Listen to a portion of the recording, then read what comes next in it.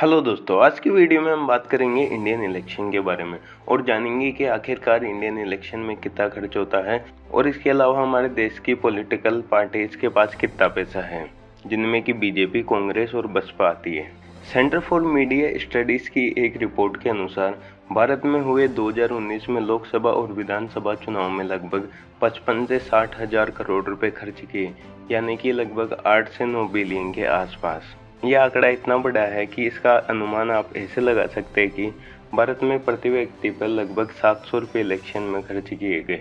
भले ही हमारा देश बाकी देशों से और चीज़ों में काफ़ी पीछे हो, पर इलेक्शन के पैसे खर्च करने में हम सबसे आगे हैं।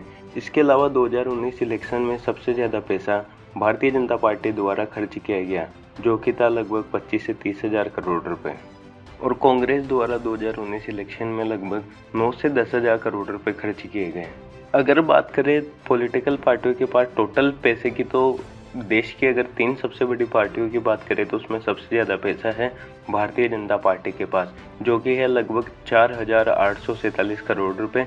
इसके बाद आती है बहुजन समाज पार्टी बसपा, जिसके पास है लगभग 698 करोड़ रुपए, और तीसरे नंबर पर आती है भारतीय राष्ट्रीय कांग्रेस, जिसके पास है लगभग 588 करोड़ रुपए।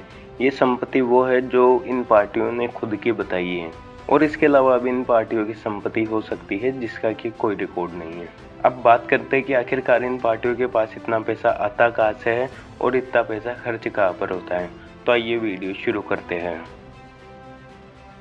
सबसे पहले बात करते हैं चुनाव आयोग द्वारा लिमिट के बारे में, कि आखिरकार चुनाव आयोग द्वारा कितनी छूट दी गई है और कितना ये लोग अपने इलेक्शन पे खर्च कर सकते हैं। तो चुनाव आयोग ने अभी हाल ही में संसदीय और विधानसभा क्षेत्रों में चुनावी उम्मीदवारों के लिए खर्च की सीमा बढ़ा दी है। बड़े राज्यों में चुनाव के लिए सीमा 70 लाख से बढ़ाकर लगभग 95 लाख रुपए और छोटे राज्यों में लगभग 54 लाख से बढ़ाकर 75 लाख रुपए की गई है। बड़े राज्यों में महाराष्ट्र, मध्य प्रदेश, उत्तर प्रदेश, पश्चिम बंगाल और कर्नाटक शामिल है, और छोटे राज्यों की बात करें तो गोवा, सिक्किम, अरुणाचल प्रदेश और केंद्र शासित प्रदेश शामिल है। अब बात करते हैं कि आखिरकार जब चुनाव आयोग द्वारा सीमा तय है तो ये लोग इतना पैसा खर्च कैसे कर देते हैं और कैसे 55 से 60 हजार करोड़ रुपए खर्च होता है। तो इसका पहला पॉइंट निकल कर आता है कि कैंडिडेट द्वारा हद से ज़्यादा पैसे खर्च किए जाते हैं। पूर्व प्रधानमंत्री अटल बिहारी वाजपेयी ने एक बार कहा था कि ज़्यादातर विधायक अपने संसदीय करियर की शुरुआत एक बड़े झूठ के साथ करते हैं, झूठे चुनाव के रिटर्न जो वो जमा करते हैं। अब जब कैंडिडेट इतना पैसा खर्च करते तो वो लाते कहाँ से हैं? लाते हैं वो करप्शन से, लाते हैं वो लोगों का पैसा खाकर, वो पैसा लाते हैं लोगों की नौकरियां खाकर, वो पैसा लाते हैं देश के सामानों को बड़े बड़े बिजनेसमैन को बेचकर। क्योंकि जब कोई पैसा खर्च करता है तो उसका सीधा सा मतलब है कि उसे रिटर्न चाहिए, और रिटर्न के लिए होता है करप्शन, और यही से होती है एक देश के बर्बाद होने की शुरुआत। अब जानते हैं कि आखिरकार ये इतना पैसा खर्च कहाँ पर होता है।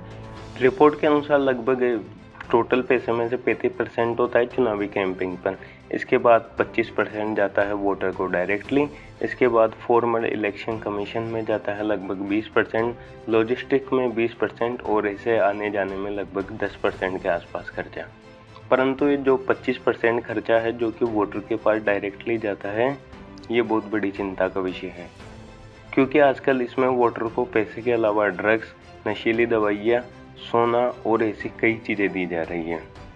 इस बात को आप इस तरह समझ सकते हैं कि 2014 में जब चुनाव हुआ था तो चुनाव आयोग द्वारा लगभग 1200 करोड़ रुपए की चीज़ें सीज की गई थी, जिसमें सबसे बड़ी बात है 804 करोड़ रुपए के ड्रग्स। और वही बात करें 2019 की, तो 2019 में चुनाव आयोग द्वारा 3,475 करोड़ रुपए सीज किए गए, जिसमें लगभग 1280 करोड़ रुपए के ड्रग्स, 300 करोड़ रुपए की शराब, 854 करोड़ रुपए कैश और लगभग 988 करोड़ रुपए के गोल्ड और सिल्वर जब्त किए गए। ये सब वो चीज़ें थी जो कि पार्टियों द्वारा पब्लिक में बांटी जानी थी।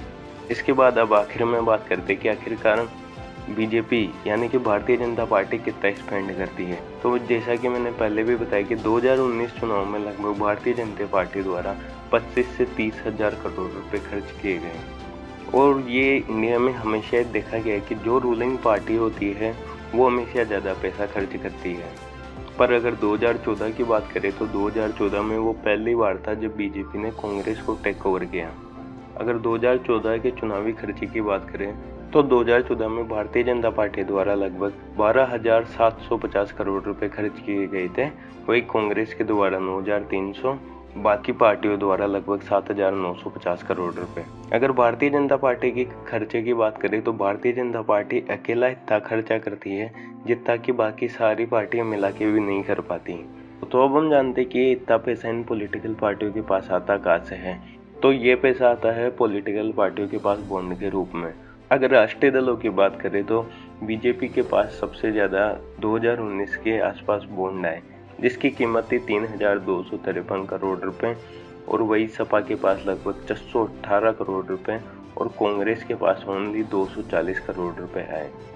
तो ये बॉन्ड दिए जाते हैं बड़े बड़े बिजनेसमैन द्वारा, बिल्डर द्वारा, और इन्हीं बिजनेसमैन की ख्वाहिशों को पूरा करने के लिए और अपनी दोस्ती निभाने के लिए फिर बाद में पॉलिटिकल पार्टियां उन्हीं बिजनेसमैन को देश के एयरपोर्ट, रेलवे सब कुछ भेज देती है, और इस तरह देश की पूरी तरह हालत ख़राब हो जाती है। और यही कारण है कि आज के समय में भारत की संपत्ति इंडिया के कुछ बिलियनर के पास ही है।